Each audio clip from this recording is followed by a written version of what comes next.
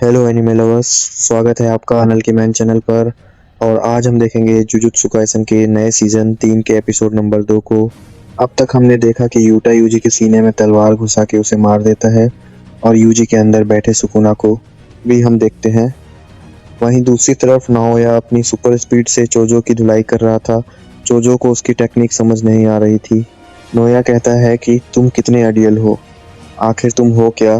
तो चोजो बोलता है कि मैं 10 लोगों का बड़ा भाई हूँ। चोजो अब फ्लोइंग रेड स्केल नाम की टेक्निक इस्तेमाल करता है, जिससे वो अपनी आंखों को स्ट्रांग कर सकता है और नाओया की सुपर स्पीड को देख सकता है। नाओया फिर से उस पर अटैक करने जाता है और इस बार चोजो ने उसे पकड़ ही लिया था, पर नाओया उसके पेट में चाकू मार देता है, जिससे चोजो का खून निकलने लगता है। नाओया कहता है कि तुम बहुत अड़ियल हो, तो मुझे हथियार इस्तेमाल करना पड़ा। तुम ब्लड मैनिपुलेशन इस्तेमाल कर सकते हो ना, तो अपने बहते हुए खून को भी आराम से रोक ही लोगे। पर देखते हैं कि इस हालत में तुम कब तक लड़ पाओगे। वैसे मैंने चाकू इस्तेमाल किया, यह बात किसी को बताना मत। जो सोर्सरर्स हथियार ले घूमते हैं वह मुझे भी बिल्कुल पसंद नहीं है। मेरे भाई भी इस तरह घूमते थे। जोजो पूछता है कि तुम अपने भाइयों से नफरत करते हो क्या। नाओया कहता है कि हाँ, बिल्कुल। बड़ा भाई जो छोटे भाई से भी कमजोर हो, उसे तो डूब के मर जाना चाहिए। जोजो बोलता है कि हो सकता है कि उन बड़े भाइयों की वजह से ही आज तुम इतने पावरफुल हो। बड़ा भाई अपने छोटे भाइयों के लिए रोल मॉडल होता है। नाओया को समझ नहीं आता कि इतना खून बहने पर भी चोजो जिंदा कैसे है। उसे पता ही नहीं है कि चोजो एक डेथ पेंटिंग बूम है, जो कि कर्स और इंसान के बीच के हाइब्रिड्स होते हैं और ये अपनी कर्स एनर्जी को ब्लड में बदल सकते हैं। जब तक इनके पास कर्स एनर्जी है, यह खून बहने से नहीं मरते। नाओया चोजो के ब्लड से किसी तरह भागता रहता है, लेकिन अचानक ही उसके पैर जमीन से चिपक जाते हैं। जमीन में पड़ा खून ग्लू की तरह उसे चिपका देता है और फिर चोजो उस पे पियर्सिंग ब्लड से अटैक करने लगता है। नाओया के पास भी असल में अपने फादर वाली 24 FPS टेक्निक है, जिसमें वो 1 सेकंड के अंदर 24 मूव्स कर सकता है। लेकिन उसे पता नहीं था कि चोजो के पास सुपरनोवा टेक्निक है, जो उसने 150 सालों की मेहनत से बनाई है। इसमें वो टारगेट पर हर तरफ से अटैक कर सकता है। नाओया भी इसकी चपेट में आ जाता है। चोजो अब नाओया को जान से मारने ही वाला था, पर अचानक ही यूटा उसके पीछे से आता है और एक मुक्का मार के उसे नॉकआउट कर देता है। वह अपने साथ यूजी की बॉडी भी लाया था। नाओया को उल्टी होने लगती है, क्योंकि चोजो कोई इंसान नहीं है, तो उसका ब्लड नाओया के लिए पॉइजन का काम कर रहा था। यूटा बोलता है कि मैं तुम्हें ठीक कर सकता हूँ। मेरी रिवर्स कर्स टेक्निक से मैं दूसरे लोगों को भी हील कर सकता हूँ, लेकिन बदले में तुम्हें खुद हायर एप्स को जाकर बताना होगा कि मैंने यूजी को मार दिया है। इसके बाद हम यूजी का एक सपना देखते हैं, जब वो एक छोटा बच्चा था। वो अपने फादर जिन को देखता है। तभी यहाँ यूजी के ग्रैंडपा वासुके आ जाते हैं, जो जिनसे कहते हैं कि तुम अपनी लाइफ कैसे भी जियो, लेकिन उस औरत से दूर रहो, वरना तुम मारे जाओगे। जिन कहता है कि बच्चे के सामने तो ऐसी बातें मत करो, बच्चों को बहुत कुछ याद रहता है। वासुके कहता है कि मैं जानता हूँ तुम्हें एक बच्चा चाहिए था, लेकिन काओरी की मौत। और तभी यहाँ एक औरत आ जाती है जो पूछती है कि क्या हुआ।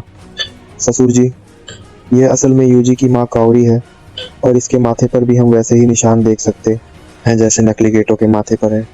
खैर, यह सपना यहीं खत्म होता है और यूजी की आँख खुल जाती है और यूटा उसके बगल में ही बैठा हुआ था। वो बोलता है कि शुक्र है तुम जिंदा हो। वो आगे बताता है कि कुछ महीनों पहले की बात है, जब गोजो सर मुझसे मिलने आए थे और कहा था कि मैं तुम्हारा ध्यान रखूं, तो मैंने तुमसे लड़ने का बस नाटक किया था। गोजो ने बोला था कि अगर कल को मुझे कुछ हो गया तो यूटा तुम फर्स्ट और सेकंड ईयर्स का ख्याल रखना। इसके बाद यूटा यूजी से बोलता है कि हायर ऑक्स भी कोई बुद्धू नहीं है, मैं तुम्हें सच में मारूं। इसके लिए मैंने उनके साथ बाइंडिंग वाव ली थी, इसीलिए मुझे तुम्हें सच में मारना पड़ा। यूजी पूछता है कि तो फिर मैं जिंदा कैसे हूँ। यूटा बोलता है कि रिवर्स कर्स्ड टेक्निक की वजह से उसने यूजी का दिल बंद होते ही उसे तुरंत हील कर दिया था। इससे हायर अप्स को दी हुई कसम भी रह गई और यूजी भी नहीं मरा। यूजी के लिए मर के जिंदा होना कौन सी नई बात है, और ज़्यादा लोग ये नहीं जानते कि यूथा ऐसे दूसरों को हील भी कर सकता है। कभी ना कभी तो लोगों को पता चल ही जाएगा, पर फिलहाल तो यूजी दुनिया के लिए मर चुका है।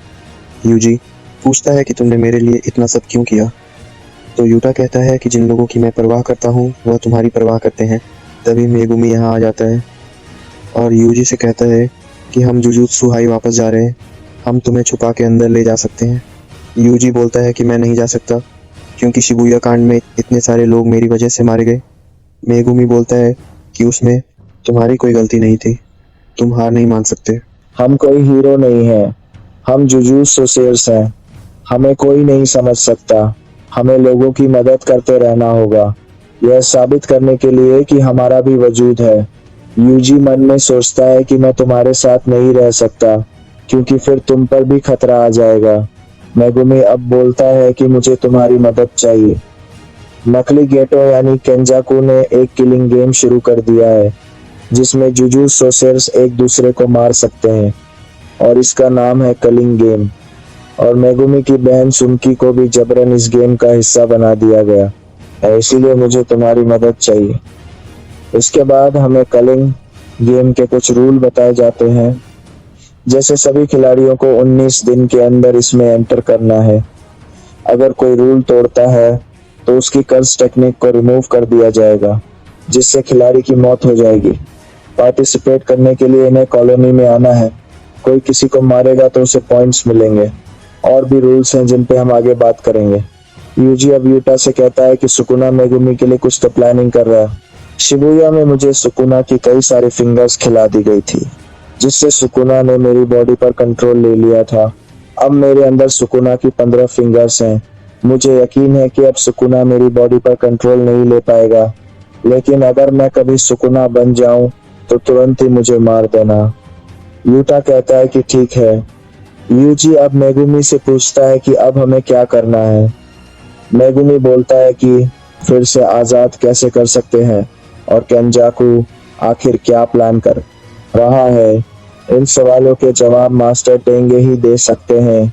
यूजी पूछता है कि मिस यूकी को यह बात पता है क्या, तो मेगुमी बोलता है कि यह आइडिया यूकी का ही है, वह पहले से जुजुत्सु हाई में छिपी हुई है। यूजी बोलता है कि मास्टर टेंजेंट के बैरियर को हम पार कैसे करेंगे, उसमें 1000 दरवाजे होते हैं जो घूमते रहते हैं और उनमें से कोई एक ही टॉम ऑफ स्टार कॉरिडोर तक ले जाता है जहां मास्टर टेंजेंट रहते हैं। अगर हम सही दरवाजा नहीं चुनेंगे तो टेंजेंट से भी नहीं मिल पाएंगे। अब यूजी मेगुमी से पूछता है कि नोबारा का क्या हुआ, वह ठीक है कि नहीं। मेगुमी कुछ नहीं बोलता और अपना सिर झुका लेता है, यानी नोबारा अब इस दुनिया में नहीं है, जो सुन यूजी को बहुत बुरा लगता है। तभी चोजो यहाँ आकर बोलता है कि उस बैरियर में घुसने का रास्ता मैं बता सकता हूँ। माहितो ने एक बार वहां से डेथ पेंटिंग्स और सुकुना की फिंगर चुराई थी, हम भी वही करेंगे। यह लोग अब जुजुत्सु हाई में आ जाते हैं जहां इन्हें माकी मिलती है, जो कि अब बिल्कुल ही अलग दिख रही थी क्योंकि शिबुया कांड में जोगो ने उसे जला दिया था। हेवनली रेस्ट्रिक्शन की वजह से उसकी बॉडी तो ठीक हो गई लेकिन निशान रह गए हैं। यूकी भी यही थी। चोजो अब इन्हें बताता है कि स्टार कॉरिडोर के रास्ते में एक तिजोरी है जिसमें जुजुत्सु हाई अपने कर्स, टूल्स और बाकी ऑब्जेक्ट्स को रखता है। उस तिजोरी में चोजो के 6 भाइयों की डेथ पेंटिंग्स रखी हुई हैं और अपनी टेक्निक से चोजो उनकी लोकेशन सेंस कर सकता है। माकी बोलती है कि वह सब ठीक है, पर यह आदमी है कौन। यूजी बोलता है कि अभी के लिए यह समझ लो कि यह मेरा भाई है, जो सुन चोजो को बहुत खुशी होती है। चोजो अब इन्हें सही दरवाजा बताता है जिससे यह लोग स्टार कॉरिडोर पहुंच जाते हैं। चोजो को यहाँ तिजोरी तक जाने का रास्ता भी दिखाई देता है और वह बोलता है कि मैं अपने भाइयों को जल्द ही यहाँ से आजाद करूंगा। इन लोगों को एक जगह पर खून के निशान भी मिलते हैं। यह वही जगह है जहाँ तोजी ने रिको को गोली मारी थी। यूकी बताती है कि 12 साल पहले यहाँ एक कांड हुआ था और कह सकते हैं कि सारी गड़बड़ी वहीं से शुरू हुई थी। यह सब मेन हॉल में जाते हैं लेकिन वहाँ रोशनी के अलावा और कुछ नहीं था। यूकी बताती है कि टेंजेंट की मर्जी होती है तभी वह दूसरों को दिखता है। गोजो सील हो गया तो उसे लगा था कि टेंजेंट उनसे नहीं मिलना चाहेगा। यह लोग अब वापस मुड़ के जाने लगते हैं, पर तभी टेंजेंट इन्हें आवाज लगाता है कि कैसे हो तुम लोग। जेनिन घराने के बच्चे यानी माकी, मित्सुजेन के खून यानी यूटा, डेथ पेंटिंग यानी चोजो और सुकुना का वेसल यानी यूजी। और ये एपिसोड यहीं पर एंड हो जाता है। वीडियो अच्छा लगा हो तो इसे लाइक और शेयर कीजिए, और अगर आप हमारे चैनल पर नए हैं तो हमारे चैनल को सब्सक्राइब करके बेल आइकॉन जरूर दबाइए। मैं मिलता हूँ आपसे बहुत जल्द अगले वीडियो में।